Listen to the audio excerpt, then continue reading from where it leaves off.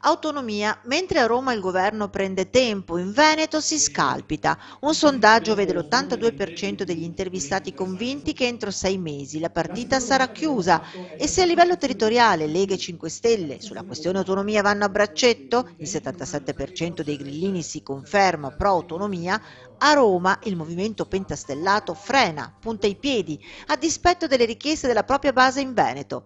Insomma, una netta contrapposizione tra la base federalista e pro-autonomia veneta e quella romana, sempre più votata al centralismo. Il problema è che nella dialettica tra realtà nazionale e realtà locale, appunto, sembra che le ragioni di Stato abbiano a prevalere sulle nostre istanze locali e questa è la forte preoccupazione che i veneti hanno. I 5 Stelle si comportano in maniera un pochettino paradossa certe volte, vogliono diminuire la burocrazia statale, nel contempo si appoggiano alla burocrazia statale. Autonomia, la cui strada è segnata. È una strada segnata e merita una risposta all'altezza delle aspettative di quel referendum. È un tema trasversale ai veneti, l'ha detto il risultato del referendum in Veneto, quindi tutti i partiti nazionali devono fare i conti con gli elettori veneti. La nota pessimista per il 52% degli intervistati è sull'arrivo di maggiori risorse economiche. Evidentemente il tema fondamentale è arrivare ai costi standard, però lì siamo molto più pessimisti sull'arrivo ai costi standard. Noi come amministratori locali ne abbiamo bisogno,